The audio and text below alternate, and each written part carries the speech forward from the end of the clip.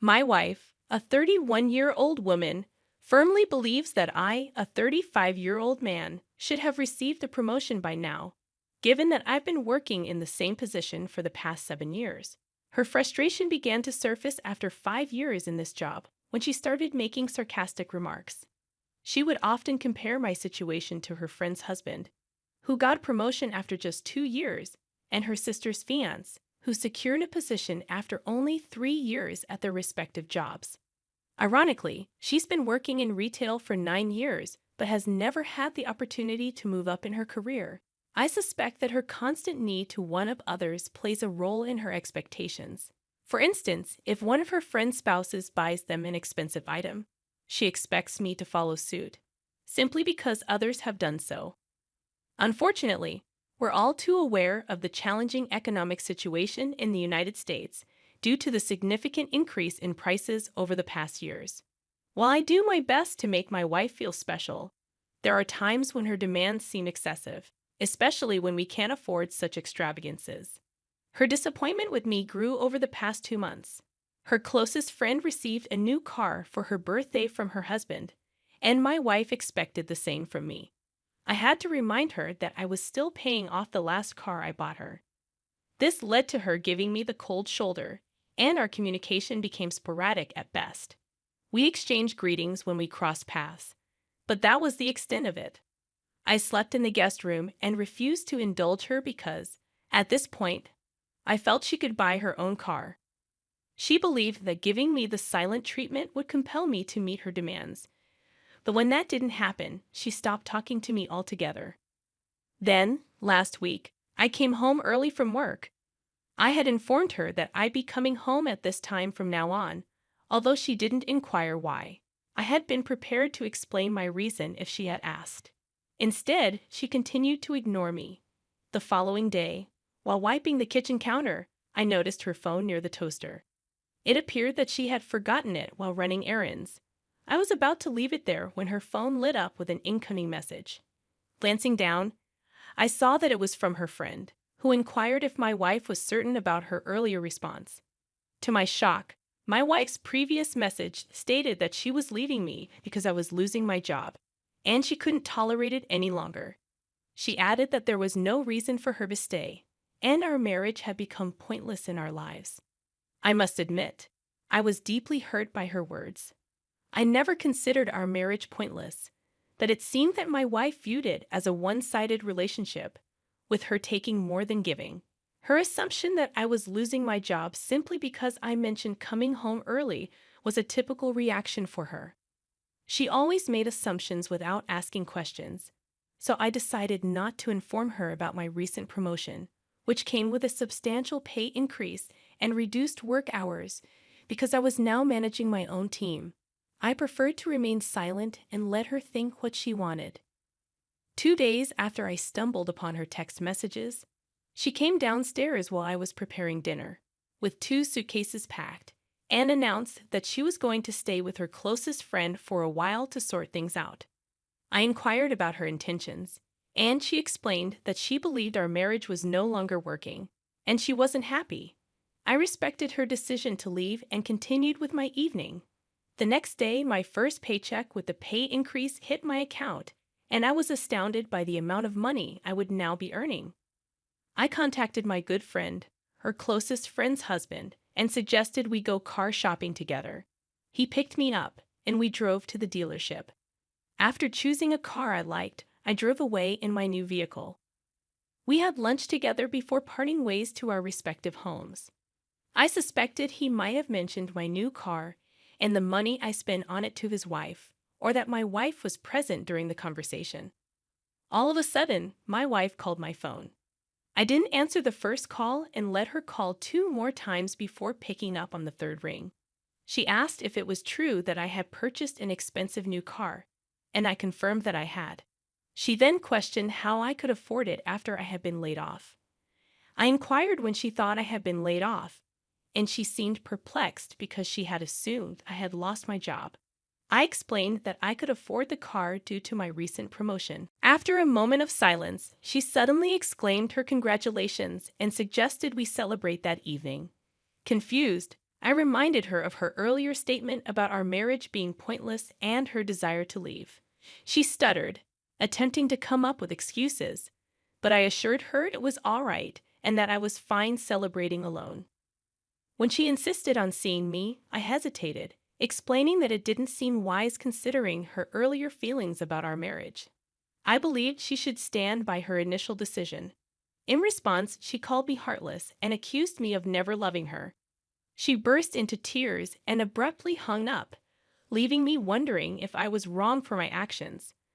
Was I wrong to distance myself from her, especially considering her sudden interest in my life, seemingly sparked by my new car and promotion? It has been 2 days since my last post, and things have taken an unexpected turn. My wife has completely changed her demeanor, shifting from indifference to intense concern about my well-being. She has bombarded my phone with calls and texts, ranging from threats of divorce to accusations of infidelity. I found myself surprised at her sudden interest in my actions, considering her previous lack of concern. She expressed a desire to come home, but I stood my ground, reminding her that she was the one who chose to leave. I couldn't understand why she expected me to beg her to return. I firmly stated that I shouldn't have to fight for our marriage alone, as marriage is a partnership, and I didn't make those vows alone before the priests. I reminded her that she was the one who essentially declared our marriage was over and had reached its end, not me. I refused to stay in a marriage with someone who expressed such sentiments. I told her plainly that I wouldn't engage in conversations if all she intended to do was complain like a spoiled child. Of course, she didn't appreciate my bluntness and hung up on me. It's been a week and a half since the last update, and I'm seriously considering filing for divorce. Initially, I contemplated filing for separation, hoping to spare her from embarrassment, until she created a scene at my family dinner. I had invited her, giving her a chance to attend without informing my family about our living situation. I wanted to shield her from her recent inappropriate behavior and decisions. However, during the dinner, as we discussed various topics, I complimented my mom for her unwavering support for my dad, especially since he was currently using crutches due to a broken leg. My wife chose that moment to interject, expressing her desire for me to be as supportive as my parents were for each other. Fed up, I confronted her, asking if I was a bad husband simply because I didn't cater to her every whim or because I wasn't constantly pleading for her return. In front of my family, I revealed how she had been mistreating me, assuming I had lost my job without discussing it with me first. I shared how she had moved out, claiming our marriage was pointless and practically over. When my family questioned her, she tried to turn the situation around, suggesting she was trying to salvage our marriage. But I had been mistreating her ever since my promotion. I pointed out that she only wanted the marriage now because I was making significantly more money, and she wanted to enjoy the benefits. She began crying, portraying herself as the victim, and accused me of trying to leave her for a younger woman. My parents became upset, thinking I was pushing her out to make room for someone else due to my recent promotion. I chuckled and handed them my phone so they could see our text messages and understand the truth of the situation. Up until 2 months ago, she had been treating me horribly, speaking to me in a way that my sisters were ready to confront her about. When she tried to paint me as the villain in front of my parents, I was furious. That moment, I told her I was completely done with her. I reminded her about the marital agreement we had signed. I made it clear that since she had made the first move to dissolve the marriage by moving out and expressing her exhaustion with our relationship the following day, she was entitled to nothing. Despite her desperate pleas for another chance, I was ready for it to be over. I wanted to move on and find someone who valued me for who I am, not for my money. She was delusional for thinking she could leave me, try to guilt-trip me into taking her back, and then expect everything to be okay. I'm glad you're looking at this situation positively and choosing to move forward without her. It's evident that her effort only increased because you got a promotion. You deserve someone who appreciates you for who you are, not for your success. As for my own struggles, I've always found it challenging to pay attention and focus on things I find boring. Managing deadlines, waking up, and falling asleep have always been difficult for me, and my memory is incredibly weak. Somehow, I managed to get through high school and even secured a spot in my dream university, although I felt it was more due to luck than my efforts. I often skipped classes at the community college, using excuses to mask the fact that I was sleeping in.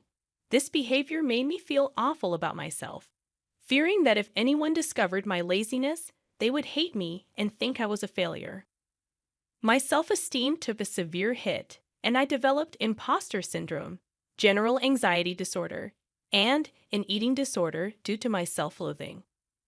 When university started, it became even harder to maintain my grades. Despite my best efforts, I kept missing deadlines, struggled to pay attention in class, and found it nearly impossible to focus on my studies. I tried everything: attending learning skill classes, reading every self-help book, locking myself in my dorm room, but I still felt like I was falling short academically.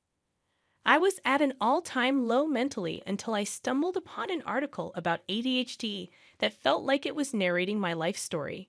Every little symptom described seemed to fit me perfectly. This discovery gave me newfound hope that I could get help. Fortunately, I was still covered by my parents' insurance. I promptly consulted a neurologist, which cost me $50, a detail that might become significant later on. The neurologist confirmed it was a classic case of ADHD and also diagnosed a memory problem.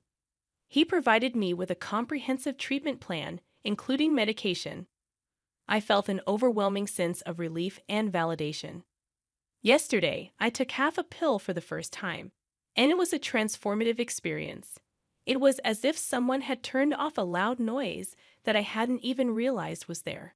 I'd never felt so focused and calm in my entire life. Excited, I called my family to share the news. However, my mom abruptly interrupted me, asking me to bring her some pills when I got home. My father chimed in, suggesting that my 16-year-old brother, who likely had a more severe case of ADHD than mine, should try them too, as he was struggling to maintain his grades. I was deeply uncomfortable with their request and suggested they consult a doctor themselves since it wasn't expensive and the wait times weren't long. But they brushed it off, insisting that ADHD medication was common nowadays, with people obtaining them from friends. And if it worked so well for me, why wouldn't I want the same for them? They claimed I was being overly uptight and making a fuss out of nothing. I'm torn because I understand people often share these medications, but I'm worried about the legality and potential consequences. Additionally, I fear running out when I need them, which might sound selfish. I want to emphasize that my brother is completely unaware of this situation and is the sweetest young boy who would never pressure anyone for anything. I want to express my gratitude to everyone for their supportive comments. I wish I could respond to each one individually, but please know that I've read them all. Your positivity has genuinely made my day and helped me feel better about my situation. Thank you for your kindness. I want to clarify that I never seriously considered sharing the medication. My post was more about my conflicted feelings regarding their request. Under no circumstances should you give away your prescription meds. ADHD medications are controlled substances, and running out before the prescribed time could lead to suspicion of illegal activity. Selling them or sharing them with family members could get you into serious trouble. If you fear someone might steal them, consider using a lockbox. It's unwise to share prescription medications. Your family members should consult a doctor for their own diagnosis and treatments. Introducing new medications without supervision might lead to harmful interactions. A couple of months before my grandmother passed away, I drove down to see her with my dad. Despite my initial belief that she disliked me due to my past mistakes, she gave me her wedding ring among other things, mentioning that I was her light and always there for her without being asked. During my visit, I learned about my grandfather's infidelity, and I assumed she gave me the ring instead of leaving it for him because she wanted him to have someone after her passing. I facilitated a reconciliation, but after her death, my cousin asked me to return the ring to my grandfather. I refused, believing that if she intended him to have it, she would have left it for him. Am I in the wrong here? Morally, you're not at fault. It was a gift freely given.